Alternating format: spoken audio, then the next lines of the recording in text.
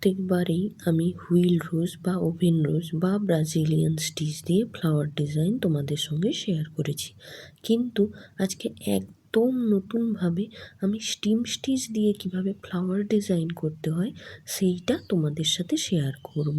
তোমরা শুনে অবাক হচ্ছ নিশ্চয়ই, কেননা স্টিম স্টিচ দিয়ে আমি সাধারণত গাছের ডালই করি, কখনো ফুল করিনি। কিন্তু আজকে সেই স্টিম স্টিচ দিয়ে তোমাদেরকে ফুল সেলাই করে দেখাবো। প্রথমে দেখো আমি ড্রয়িংটা করে নিয়েছি, তারপরে স্টিম স্টিচ দিয়ে গাছের ডালটা সেলাই করে নিচ্ছি। স্টিম স্টিচ দিয়ে গাছের ডালটা করলে ডালটা বেশ সুন্দর দেখতে লাগে। দেখো ডালগুলো করে নেওয়ার পর আমি কিন্তু পাতা সেলাই করতে চলে আসবো। আর পাতাটা আজকে কিন্তু আমি কাশ্মীরি স্টিচ দিয়ে সেলাই করছি। কাশ্মীরি সেলাইয়ের বিশেষত্ব হলো একটা সুতোকে তুমি 2 ভাগে, 3 ভাগে বা 4 ভাগেও ভাগ করতে পারো।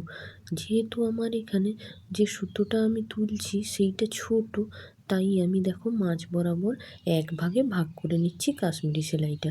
আর এইভাবে আলাদাভাবে ভাগ করে সেলাই করার জন্য কাশ্মীরি স্টিচটা প্রচুর মজবুত হয়, একদম পেটানো সেলাই যাকে বলে। ওই সেলাই কিন্তু একদম ছিঁড়ে যাবে না।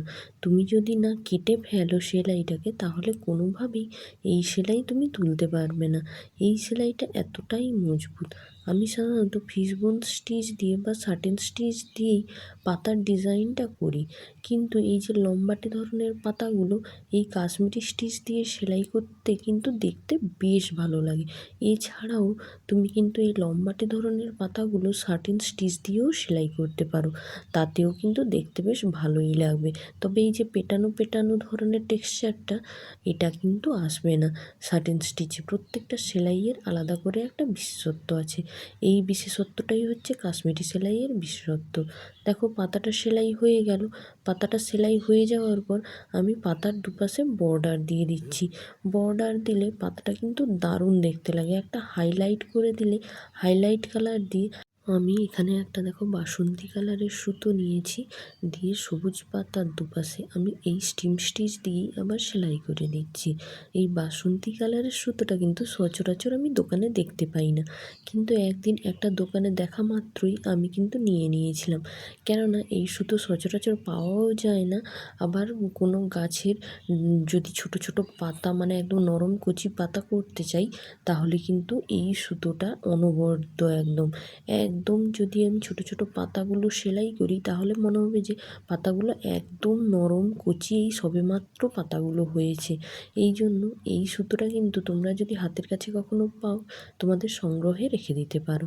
দেখো কথা বলতে বলতে পাতার দুপাশটা আমি সেলাই করে ফেলেছি। আর পাতার ওপরের দিকে দেখো ওই একই সুতো দিয়ে একটু ছোট ছোট সাটেন স্টিচ দিয়ে দিয়েছি।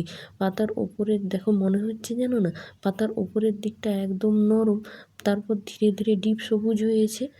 এরপরে দেখো আমি ফুলের যে মাঝখানটা, ওতে পরাগরেণু সেলাই করে নিচ্ছি। আর পরাগরেণু করার জন্য আমি কিন্তু ফ্রেঞ্চ নোট ব্যবহার করেছি এখানে।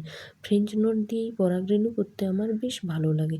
আর এখানে কিন্তু আমি একটা সবুজ কালার সুতো নিয়েছি অ্যাঙ্কারের। আজকে আমি প্রায় অ্যাঙ্কারের সুতো দিয়েই কাজ করছি। শুধুমাত্র পাতার দুপাশে যে বর্ডার লাইনটা দিয়েছি, ওটা কিন্তু নর্মাল জামাকাপড় সেলাই করার সুতো দিয়েছি। এরপরে দেখো সেই ফুল সেলাইতে চলে এসেছি।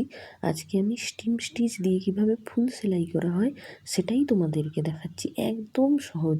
তোমরা যারা স্টিম স্টিচ করতে জানো, তাদের কাছে ব্যাপারটা কিছুই নয়। দেখো এমনি আমরা একটা লাইনে স্টিম স্টিচ করি, সেখানে এখানে গোল একটা সার্কেলের চারপাশে এইভাবে স্টিম স্টিচ করতে হবে। সেলাইটা কিন্তু পুরো একই, শুধু সেখানে আমরা লম্বা ডালে করেছিলাম বা পাতাতে করলেও সেই লম্বা লম্বা পাতাগুলোতে আমরা স্টিম স্টিচটা সেলাই করি, কিন্তু এখানে দেখো গোল সার্কেলে স্টিম স্টিচটা করতে হচ্ছে। একদম সহজ। তোমরা যদি 2-3 বার দেখো, তাহলে আমি আশা করব তোমরা সবাই এই ফ্লাওয়ারটা সেলাই করতে পারবে। তবে কি বলো তো, নতুন ধরনের কিছু করতে হলে না প্রথমে একটু ভয় লাগে।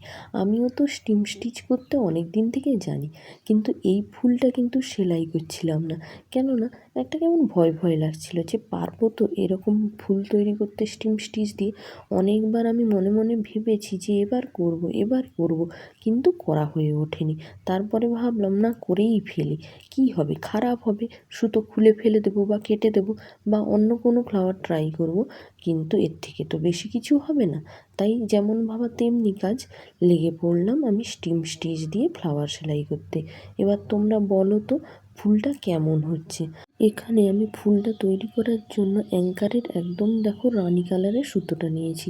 এই কালারটা এত সুন্দর না, একদম চোখে আর মনে লেগে থাকার মতো কালার। দেখো ফুলটা আমার প্রায় সেলাই করার শেষের দিকে চলে এসছে। এইভাবে তুমি যেরকম স্টিম স্টিচ করো সেইভাবেই একের পর এক ওই সার্কেলের চারদিকে করতে থাকতে হবে। কাজটা কেমন লাগলো জানিও কিন্তু।